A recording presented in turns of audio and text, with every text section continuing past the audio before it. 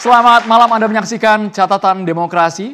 Berbicara mengenai kualitas demokrasi, kita butuh keterlibatan berbagai elemen bangsa agar demokrasi kita tinggi. Tetapi pertanyaannya, ada sebuah data dari Economist Intelligence Unit bahwa dalam 1 dekade terakhir ternyata indeks demokrasi Indonesia merosot 6,44 dari skala tertinggi 10.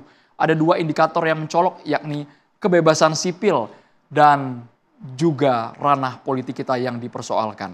Malam hari ini kami mengangkat judul di Catatan Demokrasi, ketika demokrasi Indonesia, apakah perlu, urgensinya apa ketika narasi yang keluar kembali ke Undang-Undang Dasar 1945 sebagai fundamental bangsa ini. Narasumber yang kami hadirkan malam hari ini wajah-wajah yang relatif baru di program Catatan Demokrasi, mereka yang punya kompetensi, mereka yang bahkan bukan hanya sebagai akademis, mereka yang turun langsung ketika tahun 98, mereka yang menggaungkan sampai waktu itu fasenya reformasi. Saya Rumina Merkuri mengucapkan terima kasih juga kepada BHS yang terus mendukung program Catatan Demokrasi. Kita juga kehadiran teman-teman dari Hubungan Internasional National University. Terima kasih banyak teman-teman dari UNAS ya guys ya. Kami berharap teman-teman UNAS ini harus bersuara malam hari ini. Karena suara-suara kalian sebagai bonus demografi bangsa ini, Gen Z, tanyakan apapun. Kita tahu, ingat betul, akhir Agustus 2025 kita dipertontonkan ketika peserta aksi. Ada yang mereka menyuarakan aspirasi secara murni, tapi ada juga yang menjadi penyelundup, mereka yang jadi penumpang gelap, membuat berbagai insiden yang sangat disayangkan. Kita berharap kejadian serupa tidak lagi terulang di Indonesia. Kami langsung perkenalkan satu persatu narasumber malam hari ini. Ada Prof. Hendrawan Supratikno, anggota Komisi Kajian Ketatanegaraan MPR RI. Boleh Prof, saya mau dengar suara Prof, sudah lama nggak Catatan Demokrasi. Salam kebangsaan. Salam kebangsaan, terima kasih Prof. Hendrawan. Kemudian di sebelahnya, ini mungkin baru pertama kali ke Catatan Demokrasi, tapi narasinya sudah banyak sekali jurnalnya, pakar pendidikan kewarganegaraan UNJ, Pak Yuyus Kardiman. Assalamualaikum. Waalaikumsalam warahmatullahi wabarakatuh. Dan juga kabarnya ini jauh nih, sepertinya nih Pak ya. Jauh dari program Catatan Demokrasi. Dan malam hari ini kami libatkan pengkaji geopolitik dan direktur eksekutif Global Future Institute, Pak Hendrajit. Boleh Pak Hendrajit, saya dengar suaranya Pak? Terima kasih. Salam. Terima kasih banyak Pak Hendrajit, dan juga Guru Besar Antropologi Hukum Universitas Indonesia, Profesor Sulistiowati Irianto. Selamat malam. Malam Prof. Sehat Prof. Kami juga menghadirkan, nah kalau ini narasumber langganan di Catatan Demokrasi nih, Bung Slamet Ginting, pengamat politik dan militer, Universitas Nasional.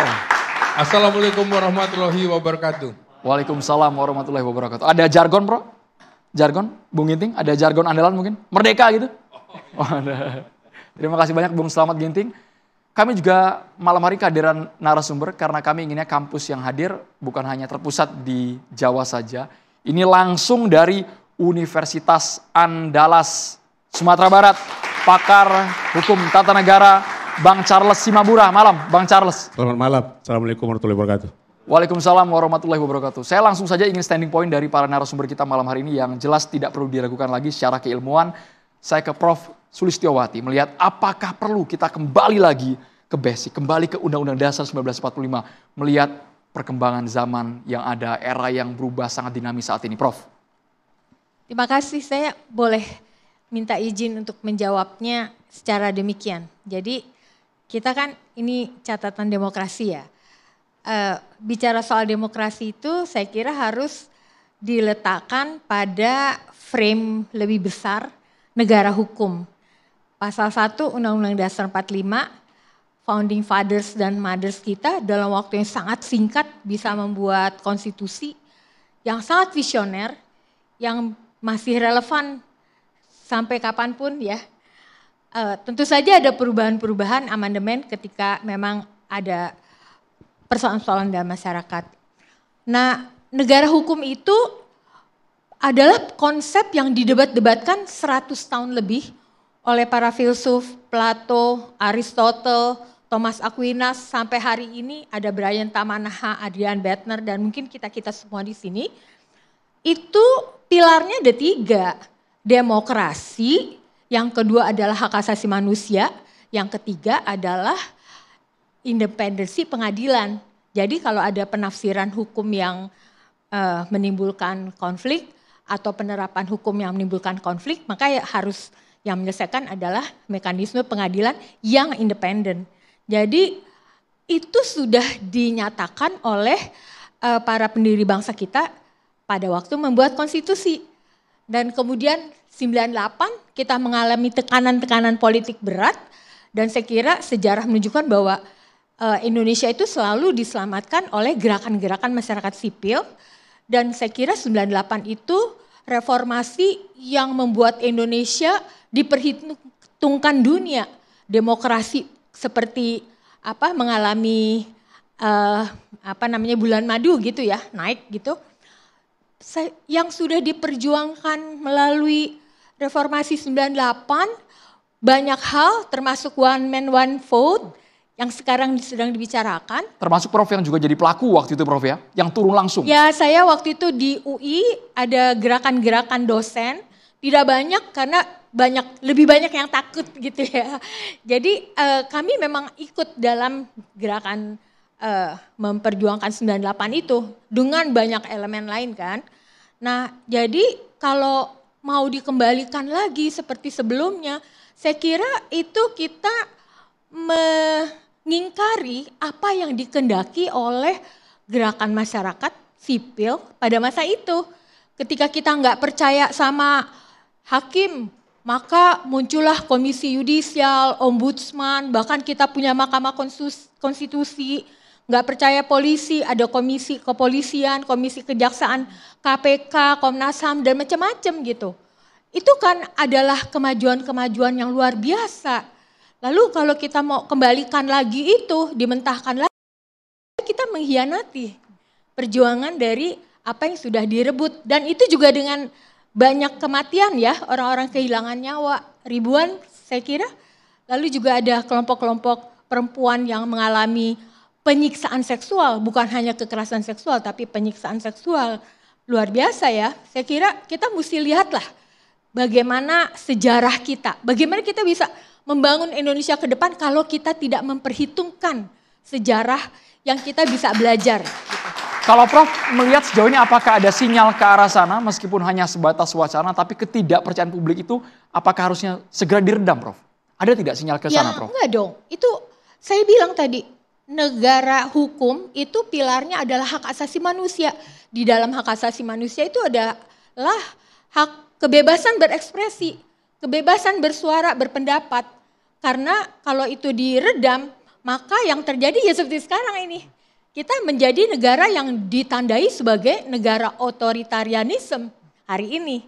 Bahkan harusnya penyelenggara negara mendasarkan tindakan-tindakan pada hukum, tapi yang kita lihat justru mereka mengubah hukum, membuat kebijakan-kebijakan baru untuk melandasi program-program yang untuk kepentingan siapa.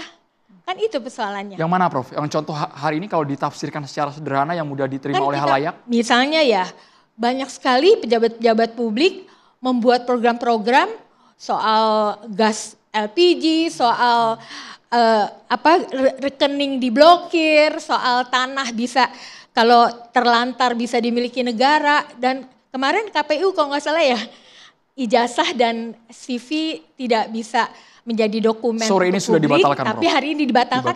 Itu apa itu? Gitu. Kan harusnya membuat kebijakan-kebijakan harus didasarkan pada assessment, pada penelitian-penelitian yang dapat dipertanggungjawabkan dan mengakomodasi kebutuhan-kebutuhan rakyat, aspirasi rakyat. Kalau bikin program kayak gitu dan kemudian direspon negatif oleh rakyat, baru kemudian dianulir lagi, itu sih bukan demokrasi. Itu sebabnya indeks demokrasi kita turun gitu. Oke, baik. Menarik ini, bisa saya ke wajah baru kita dari Universitas Andalas. Apakah Anda melihat frekuensi yang sama? Bang Charles Simabura. Ya, kalau kita bicara tentang amandemen, pertanyaan itu kan demokrasi kita bermasalah, lalu solusinya amandemen, kembali lagi ke Undang-Undang Dasar 1945. Pertanyaan besar saya, apakah Undang-Undang Dasar 1945 itu demokratis? Dua periode kepemimpinan, Orde Lama dan Orde Baru, di bawah payung Undang-Undang Dasar 1945, melahirkan dua pemerintahan yang otoritarian. Suka tidak suka, Soekarno akhirnya ketika dia mengangkat dirinya seumur hidup berdasarkan Undang-Undang Dasar 1945 melalui tap MPRS, Lalu Soeharto berkali-kali dipilih oleh MPR di bawah payung Undang-Undang Dasar 1945. Artinya apa? Itu cukup menjadi pelajaran sejarah bagi kita. Kalau kita tarik lagi ibarat putaran jam, kita putar ke belakang patah. Akan patah. Kenapa? Karena kita demokrasi itu harus belajar maju ke depan. Jadi solusi untuk kembali ke Undang-Undang 45 itu sudah dilakukan oleh Soekarno tahun 1959. Dan akhirnya apa? Dia tumbang. Lalu lahirlah pemerintahan Orde Baru dan juga memakai payung Undang-Undang 1945 yang lama itu. Dan akhirnya tumbang juga. Dan itu semua kalau kita mau lihat, desain konstitusional kita itu enggak demokratis waktu itu. Dan itu yang menjadi agenda tahun 98. Kita perbaiki sekarang. Kalau tadi Bung Andromeda di awal mengatakan problem turunnya indeks demokrasi kita itu kan karena kebebasan sipil. Bukan isu elit yang kemudian kita mau diskusikan hari ini. Bagaimana memperkuat MPR, bagaimana hubungan presiden dengan DPR. Bukan itu. Bagaimana kebutuhan dasar masyarakat kita hari ini. Dan konteksnya hari ini kalau ada yang bicara tentang amandemen, jauh dari tuntutan 17+8 yang kemudian hari ini kemudian didorong oleh masyarakat. Jadi hati-hati dengan isu amandemen. Ya, kenapa? Karena akan merubah fundament dasar dari negara kita yang notabene kesalahannya bukan di situ. Kesalahannya praktek legislasi yang ugal-ugalan, ya kan? Praktek pembungkaman sipil yang ugal-ugalan, proyek strategis nasional yang banyak bermasalah, proyek infrastruktur kita, dan tadi yang dia pakai kebijakan-kebijakan publik yang kemudian melawan arus demokrasi itu sendiri. Makanya kemudian kalau mau kembali ke Undang-Undang 45, saya tegas mengatakan kita menjadi negara yang tidak demokratis. Karena sejarah sudah membuktikan dan itu. Dan kemudian ini yang kemudian harus kita tolak bersama. Lalu kalaupun mau kembali, spirit apa yang mau dikembalikan? Spirit memperkuat MPR, atau spirit memperkuat presiden, atau spirit memperkuat demokrasi ekonomi. Jadi harus dipilah satu-satu. Sekarang yang dianggap salah dari praktek Undang-Undang Dasar 1945 pasca amandemen ini yang mana? Jangan dipukul rata. Ya jangan dipukul rata. Kenapa? Karena risikonya besar sekali. Sudah banyak kemudian saya pikir capaian-capaian kita lakukan. Jangan lupa kalau kita kembali ke Undang-Undang 45 yang lama, Mahkamah Konstitusi bisa bubar, Dewan Perwakilan Daerah bisa bubar.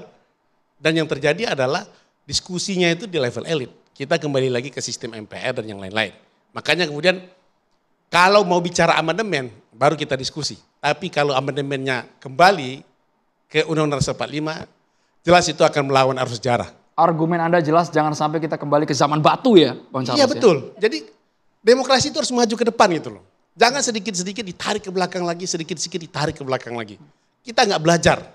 Ya kenapa? Karena kemudian masa iya pembelajaran kita dari tahun 45 sampai dengan 98 nih. Dengan Undang-Undang Dasar 45 itu, kita hanya punya 2 presiden. Ya.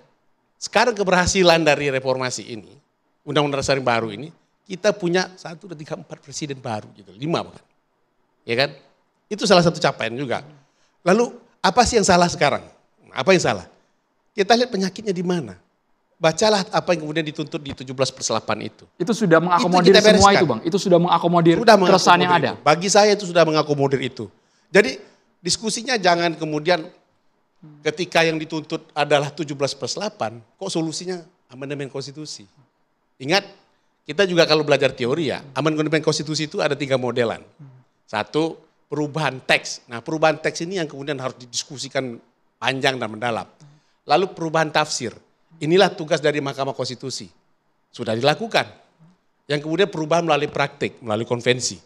Jadi kalau kita bicara tentang perubahan itu, perubahan apa yang kita lakukan? Kalau perubahan teks, mengembalikan teks yang lama itu, berbahaya bagi kita. Dan itu anti demokrasi. Ini kan kita bukan bermaksud menggeneralisasi, tapi paling tidak saat ini ada persoalan apa yang sulit sekali permasalahan yang mengakar ini dicabut. Dicarikan solusinya, Bang Charles. Ya kalau saya mengikuti betul ya, sejak Komisi Konstitusi, Prof. Sulis ya, begitu selesai amandemen tahun 2002, ada Komisi Konstitusi, bahkan DPD pernah juga menyusun naskah amandemen, beberapa pihak juga pernah menyusun amandemen, naskah amandemen ya. Bahkan kemarin waktu menjelang pemilu 2024 juga ada gagasan yang ditolak oleh Pak Hermawan, misalnya amandemen konstitusi untuk memperpanjang jabatan presiden. Itu diskusinya ya di 3 isu saja. 1, memperkuat MPR, bicara tentang bagaimana mendudukkan haluan negara bla bla bla itu. Lalu yang kedua, relasi MPR dengan lembaga-lembaga negara lain. Lalu yang ketiga, bagaimana kemudian proses demokrasi prosedural kita, mau perwakilan atau langsung. Nah ini yang kemudian saya pikir didiskusikan terus, yang coba-coba ya oleh MPR, tarik-tarik wacananya. Kemarin termasuk juga ada yang mengusulkan lagi, mungkin nggak misalnya wakil presiden yang dipilih oleh MPR, diskusinya itu mungkin nggak kasih kewenangan lagi haluan negara disusun oleh MPR, mungkin nggak misalnya meletakkan lagi pertanggungjawaban lembaga negara ke MPR, tidak menyentuh persoalan hak asasi manusia. Yang hari ini kita hadapi, hak atas pendidikan, anggaran pendidikan mahal, orang putus sekolah tetap tinggi. Bagaimana kemudian juga hak atas pekerjaan, hak atas lingkungan yang sehat. Ya, orang sudah bicara global warming, ya, orang sudah bicara tentang perubahan iklim. Kita masih balik ke Undang-Undang Dasar 45 yang tidak kompatibel dengan zaman. Ya, makanya kemudian saya pikir berhentilah para elit untuk mewacanakan ini. Yuk kita tengok satu-satu 17+8 itu. Itu lebih real kebutuhan masyarakat. Saya ulangi, lebih real kebutuhan masyarakat. Kenapa? Toh presiden juga mulai merespon. Dan hati-hati kalau kemudian desain amandemen itu enggak kita waspadai ya, saya khawatir ini malah kemudian akan kemana-mana. Ya. Begitu keran amandemen dibuka, itu akan kemana-mana. Kami yakin betul bisa jadi bumerang dan masyarakat terpantik betul itu Bang Charles. Betul, pasti. Saya boleh ke Prof. Hendrawan terlebih dahulu. Prof. Hendrawan yang mengikuti sekali dinamika yang terjadi di internal MPR. Bagaimana Prof melihat wacana yang dulu pernah muncul Prof, tiba-tiba hilang. Sekarang bergaung lagi. Terima kasih Andro. Jadi pertama saya apresiasi topik ini ya. Ini topik berat ya. Jadi kita coba sederhanakan Prof ya. Kami di MPR ini sudah 15 tahun melakukan evaluasi, ya, refleksi, kontemplasi, asesmen terhadap apa sebenarnya yang menjadi persoalan terbesar yang kita hadapi sebagai negara bangsa. Nah, Andro, saya ingin mulai dulu dengan demokrasi.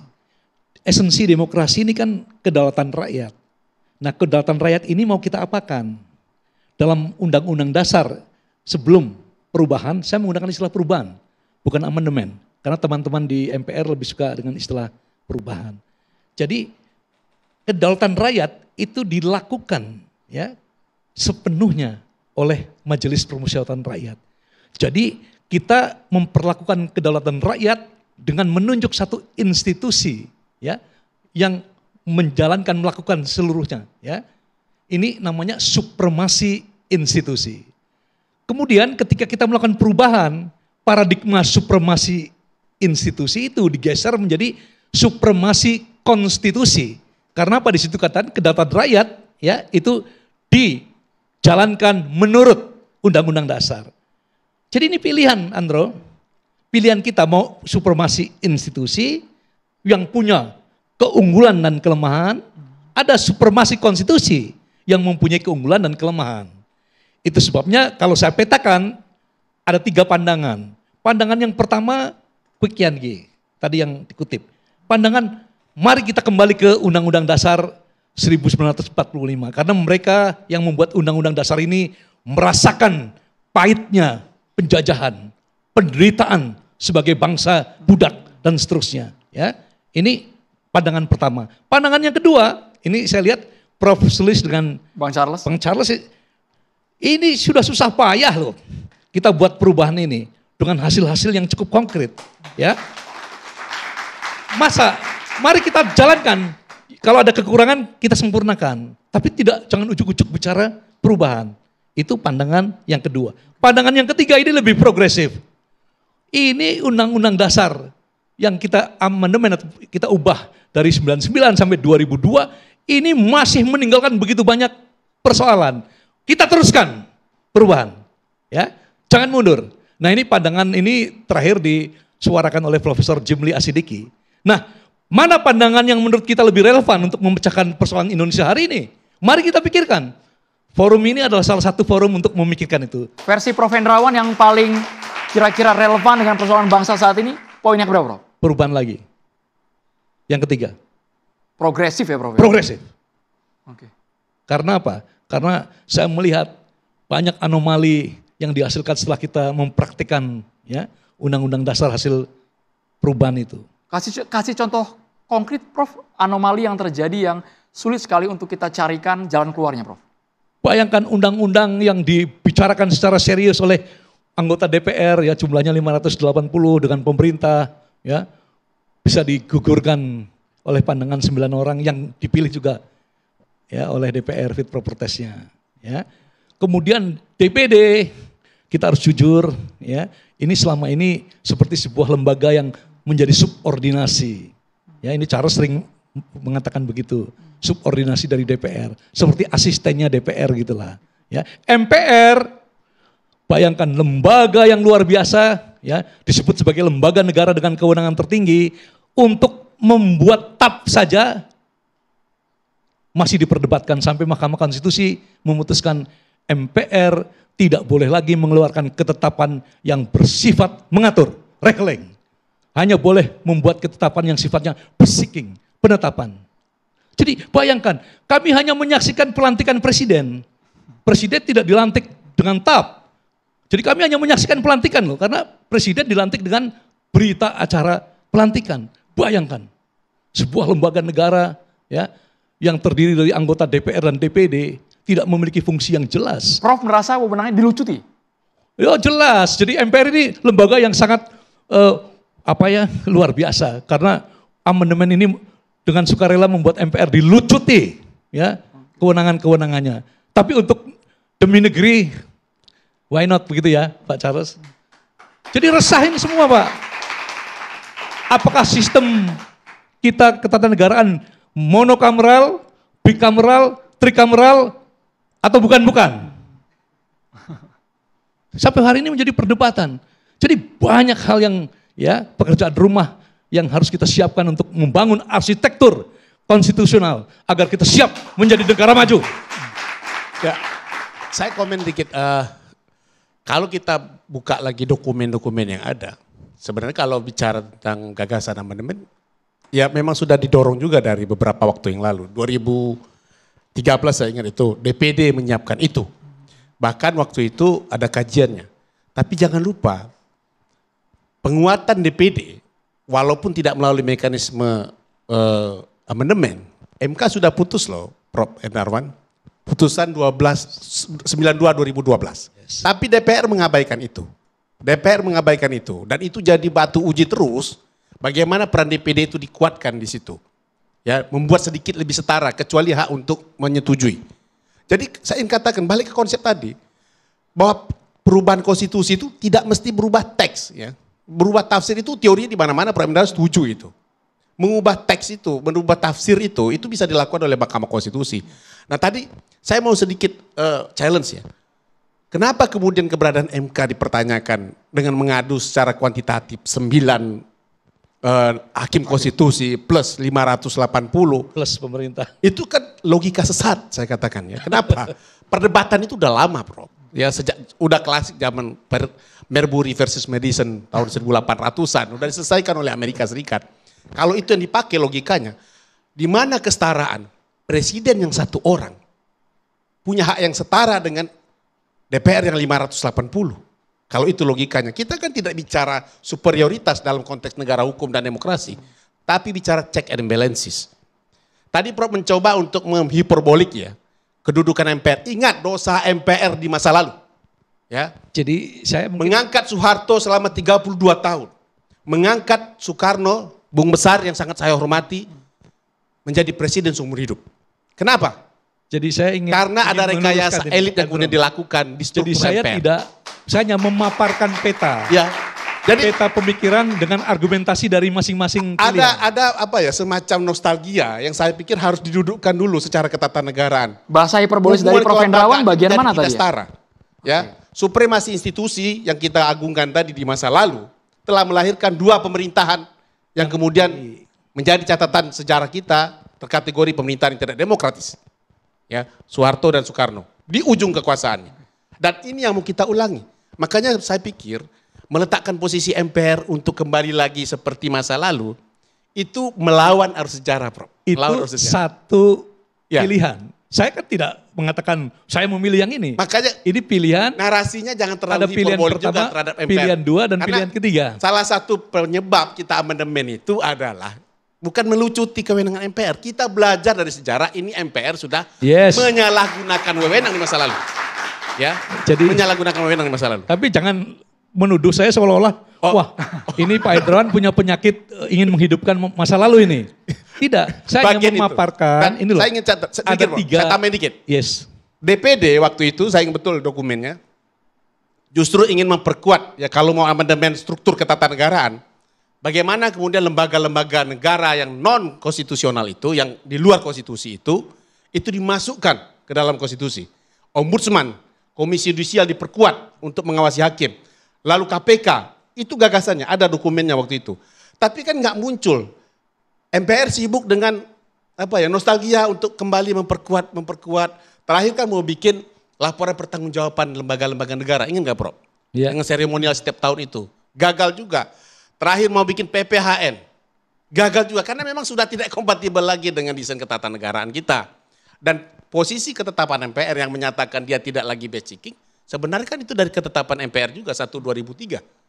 Yang kemudian sudah menyadari itu begitu. Jadi saya pikir kalau bicara amandemen hanya untuk seputaran memperkuat MPR, ya kita lupa dengan sejarah. Ingatlah dosa MPR di masa lalu. Ya, bagaimana dengan sekarang? Bagi saya, Prof, kalau mau memfungsionalisasi MPR, ya kan Bapak Ibu yang terhormat di MPR itu kan berstatus juga sebagai anggota DPR. Jangan lupa loh. Ya, Prof Endarwan, saya tanya sekarang kinerja sebagai anggota DPR. ya, jadi mungkin Andro supaya pertanggungjawabannya. Bang kita Charles, tidak nanti kita berdebat. kasih kesempatan Pemilu Prof. kita itu Hendrawan pemilu ya. anggota DPR, Oke. bukan pemilu anggota MPR. Ya, jadi Anggota MPR itu anggota yang dilekatkan secara ex officio saja oleh konstitusi. Prof. Hendrawan boleh ya, dijawab. silakan. jadi ini kok jadi debatnya seperti romantisasi MPR. Saya hanya ingin memetakan ini loh, ada 3 arus pemikiran yang berkembang. Nah, saya lihat Bung Charles, maaf kalau saya salah, kelihatannya lebih cenderung pada pilihan yang kedua. Amandemen ini kita jalankan dulu, ya. Kita masih punya waktu, ya, karena sudah banyak hasil-hasil yang positif. Ya, terus yang satu tadi Pak Kwek. Terus saya yang ketiga, Progresif. ya saya progresif. Kenapa? Saya merasakan selama 15 tahun di DPR, ya banyak kekurangan, banyak lubang-lubang yang harus dibenahi.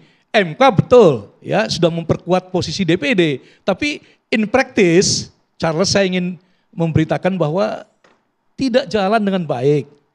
Itu sebabnya teman-teman DPD getol sekali. Ya, kalau ada perubahan kapan? Kami siap katanya. Tanda tangan anytime. Begitu. Jadi saya hanya memetakan supaya kita tahu kalau setiap pilihan memiliki keunggulan, kelemahan, risiko, konsekuensi. Oke. Untung ruginya konsekuensinya apa kalau ini kembali ke Undang-Undang Dasar 45 ataupun kalau tidak sama sekali. Sesaat lagi Catatan Demokrasi akan segera kembali pemirsa. Tetaplah bersama kami.